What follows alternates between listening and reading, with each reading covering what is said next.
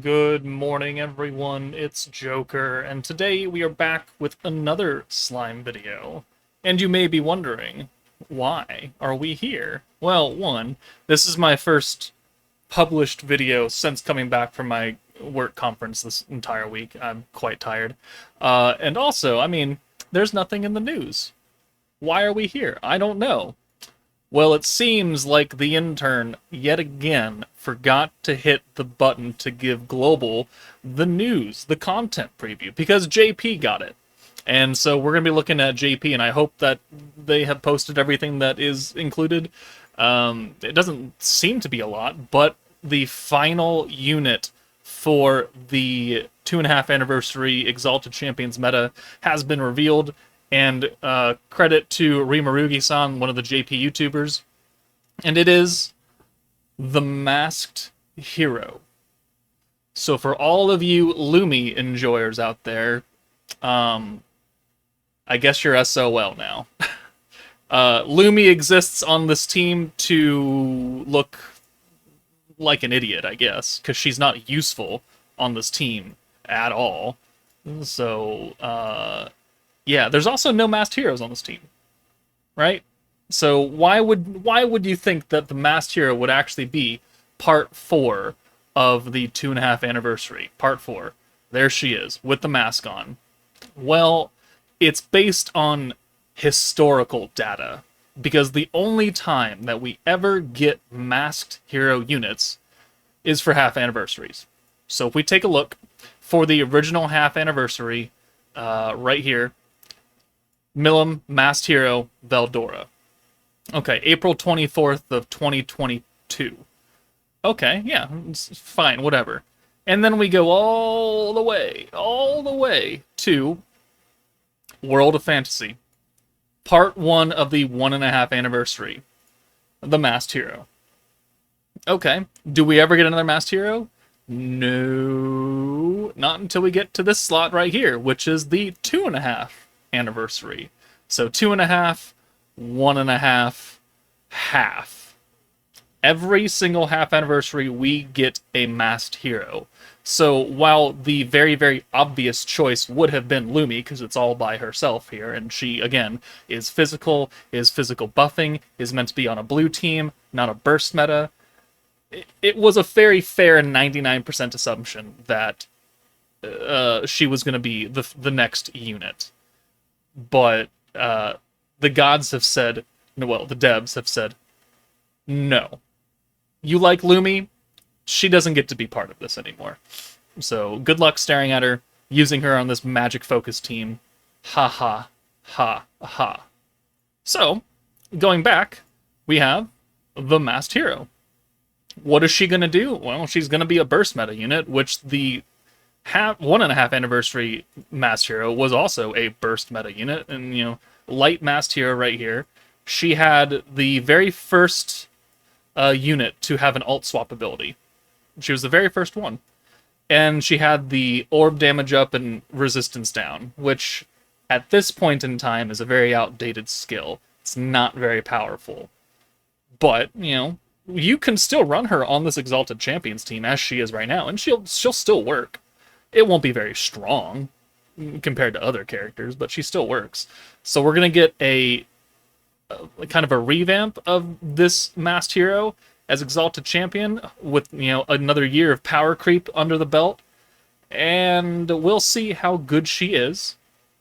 Now, I'm going to say this, but based on last time, God knows, we should, quote-unquote, should see a skill preview for the Masked Hero tomorrow morning at 4 a.m. Pacific time. I say should because the skill preview for Rimuru, when he came out, didn't happen until 8 a.m. my time. And since we obviously don't have the news in-game for Global, odds are they're going to be late again. I don't actually know what's going on. They kind of suck sometimes. So we know Masked Hero is coming tomorrow night. This is the 13th for JP time. It'll be the 12th for me. So tomorrow at 7 p.m., literally 23 hours and 40 minutes from this recording, the Masked Hero will be live. She'll be in-game, and we will be summoning for her. And then, hours and hours before that, we should have a skill preview, whatever time that happens to be at. What else is included with this content preview is sale packs. Pretty typical. It doesn't look to be anything super interesting as far as packs are concerned. And then we have Corridor of Awakening. Cool. It does have shards, and it does have guaranteed tickets. So these come from the bingo board. So you have to do Corridor, I think, 100 times or something like that to get the dedicated shards and the bingo rewards here. Corridor is not a fantastical thing for most players at this point. So it is kind of a gimme. And that looks to be it, unless he updated this post and added stuff to it. But it doesn't look like it. So it's a bit early for Jubilee, right? So she's coming out tomorrow. We still have until the 29th when the meta changes over into June's meta. So we've got all this week right here to pretty much use the hero and play Corridor, which is pretty unfortunate because right now we're in kind of a dead period where they didn't really give us anything to do except the Flip Card Festival. Whoop-de-fucking-do. This is the 2.5 anniversary. Where's the content? Why is this not bursting at the seams with things to do? Maybe they think that, after Jubilee you need a little bit of a break to play the game. I do see some logic in that, but at the same time, it's like, this is an anniversary. This is a half anniversary. This is a big celebration. There should be something major to do every week. There should not be dead times for this game, especially if they want to draw on new people, right? I have nothing to do. Trials and Tribulations, ooh, whoop-de-fucking-do. Like, I'll get a free ticket out of it. 5 of them, maybe. They're not difficult. We got the Flip Card event, which was limited to 2 times a day. We got the event Predator Battle, which is limited to 3 times a day. So as soon as you do those 5 things, well, that's done.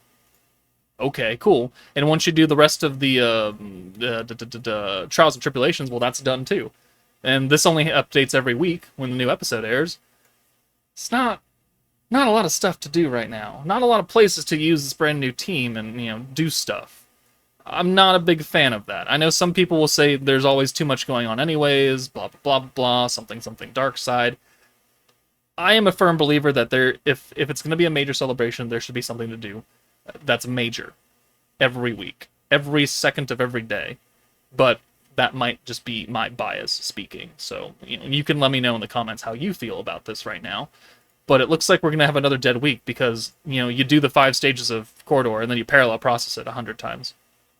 Is that content? Do you want to sit there and manually do it 100 times? I mean, that's up to you, but sure. Going back on track, though, Jubilee Catalyst will probably happen somewhere around the 19th or 20th, because if it happens on the 19th, then it'll end on the 26th, and then that'll give it 1, 2, 3 days to rank everyone and get the rewards out on the 29th when the next banner comes in, the next meta. So, yeah, I don't expect anything for the rest of this week except Corridor, this incoming week. So buckle up. We're in for another slow period. Hopefully the Masked Hero is good. As far as what she can bring to the team that it doesn't have already, man, it's really not a lot. I don't know why I clicked into that. If we go and rebuild, so we've got Reamer with the attack buff, Guy with the synergy, Milim has ult and weakness strike, Veldor's an orb changer, Velzard has the element buff, and then we have magic resistance down. So the only other things they can really add are debuffs or EX ult damage, like what Wielder of Magic Shinsha can give. Permanent ult buff, it doesn't really work on a stack or a burst team. So it's going to be like debuffs, right? Ult resistance down is a big thing that we're missing right now, so you could very easily put Light Raphael on this team and just make sure not to give Milim the Pierce, but you can still activate the debuff and then bring Milim in after that, and she'll be fine. Warrior's Mind Violet, you could put her on the team and she'll do good support because of that ult resistance down, not so much the crit stuff. So, I mean, if you want to make like a bursty version of Shizu, right? So where you're gonna do maybe not weakness strike because you already have it, but like EX ult damage up and ult resistance down into one skill, like 50%, 40% for each one, for 55 points or something. That could be useful. I have no idea about the second skill. We already have an alt converter in Rimuru, so it's like we don't need that anymore. I don't know what other skill this team is missing besides just more debuffs. So I really, really don't have a good idea of what this masked hero is going to be bringing, but hopefully it's good, because she will be on a single featured unit banner, just like Rimuru is, so the value for summoning is already kinda low, because there's only one unit, and, you know, Velazard, Millim, and Guy have 3 new units. It'll still be the 6% rate, just like Rimuru and the first banner, so that's cool and everything, but she's really gonna have to be something really good, because this Rimuru was not as good as we maybe had wanted for. He's generic to a point. He can be used on a number of teams. He may be a little bit too basic. So hopefully this hero is a little bit more interesting and not super restricted. We'll have to see in, 10 or less hours, depending on how they want to do the scheduling of Twitter. But, yeah, that's it for me, guys. Let me know in the comments how you feel about a new masked hero coming in. What do you want her skills to be? But that's it for me, guys. Take it easy, and I will see you all tomorrow night for some summons.